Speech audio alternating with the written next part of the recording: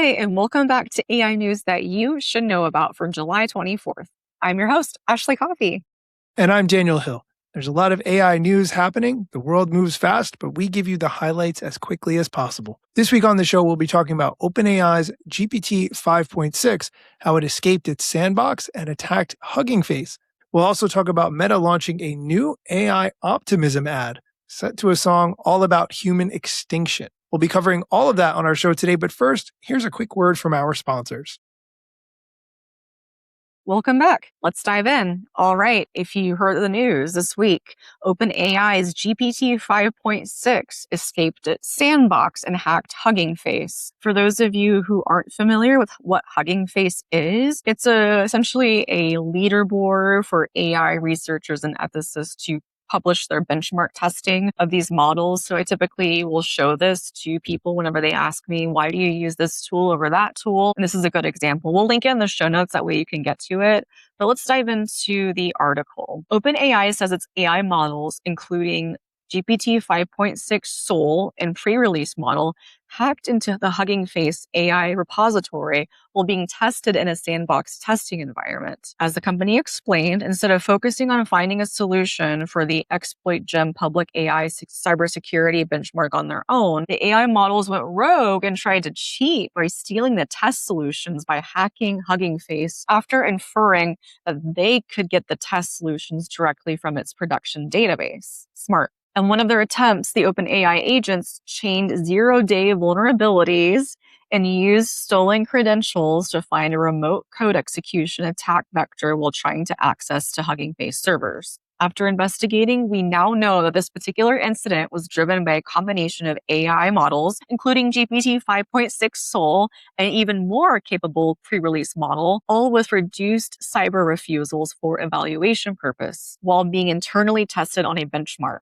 of cyber capabilities. And this is really interesting. And while it didn't really directly name OpenAI as the company behind the incident, Hugging Face, the repository, confirmed its claims last week when it disclosed that its production infrastructure was breached by an autonomous AI agent system that gained access to its credentials and internal data sets. So according to Hugging Face, the agent used a malicious data set to exploit 2 code execution vulnerabilities. This is also a really good reminder. Don't be vibe coding all your stuff. You have to have some data security and developer knowledge to be able to build things so that this doesn't happen. But I'll pause there because this is a lot to take in. What are your thoughts, Daniel? I want to highlight that the founder of Hugging Face and the current CEO had a quote where it seemed like this wasn't done maliciously. It said, this CEO said, quote, "We've spent the past 24 hours working closely with the OpenAI team, and we strongly believe there was no malicious intent on their part. But here's the part that's interesting to me. It's quite mind-blowing that all of this happened autonomously." End quote. So I think this is a really good reminder that when you set up an AI tool to do something, it may or may not do exactly what you ask it to do. It may go beyond what you've asked it to do. Then this is a perfect example of when that can happen. Absolutely. I like to remind people of the natural progression of human evolution. We learn things and we look for solutions and we try to look for patterns. So I see exactly the logic process that AI made to get there, but it also used a blend of technical expertise and social engineering about exploiting the vulnerabilities and the stolen credentials to get in. So it's interesting that it's using kind of a dual approach of learned behavior and inherent behavior to access a solution. All right, we're going to take a quick break, but when we come back, we'll be talking about Meta launched a new AI optimism ad set to a song about human extinction. Welcome back. Continuing with our stories, and the next one comes from TechCrunch. Meta has launched a new AI optimism ad set to a song about human extinction. By way of background, Meta has recently laid off 8,000 employees in May, targeted at middle managers and software engineers as being the groups most affected. The CEO of Meta, Mark Zuckerberg, said later, its AI progress, quote, hasn't really accelerated as expected. End quote. Just to think about that in context, we've seen layoffs because AI is replacing jobs and also because AI is not accelerating fast enough. So which is it? Meta is investing heavily in AI. It has plans to spend between $125 billion and $145 billion in 2026 on capital expenditures. Here's the news. Meta's newest advertisement begins with a black and white shadow of an eye, panicked headlines about how AI is going to take jobs. The voiceover says, some people will have you believe AI is going to make us feel less connected, that it's going to leave us behind. We couldn't disagree more, end quote. Then the video shifts to color. It has different people coming in and out. The voiceover says, quote, call us optimists, call us dreamers. We're betting on people, and we like those odds.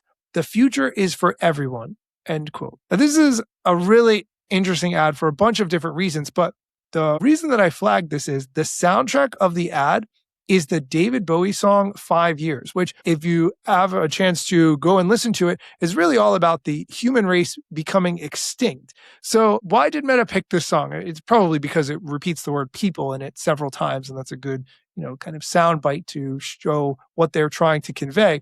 But the greater meaning here is not lost. Ashley, what's your take? And I know you're a David Bowie fan. Yes, I love David Bowie. I love studying the classics. Like, my gosh. So unfortunate that they used a song that's amazing to push their own AI, but let's talk about it.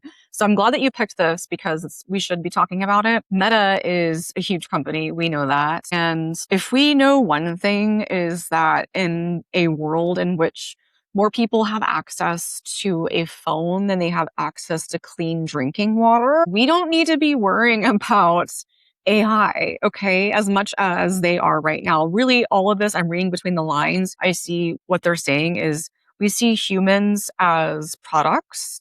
We see your data as valuable, and we would love to get more of it from you because we ran out of our own. So let's position a wonderful commercial that promotes more connectedness. If anything, we're less connected in a digital world. It's interesting and feels dystopian that they would pull something like this and against a soundtrack of David Bowie that's talking about a song of extinction. Did no one in the room flag that is my thing? Clearly not. Clearly not. So I'm glad you picked this. Yeah, I have two things I want to comment about this article. First, Meta is trying to get people excited about AI, but for Meta's benefit, not for the benefit of the people, right? Yep. If it was, there wouldn't be layoffs because AI is not accelerating fast enough. They have money, resources tied up in the future of AI, so they get more outcomes. Stock price goes up if more AI is used, and it adds justification for future expenditures.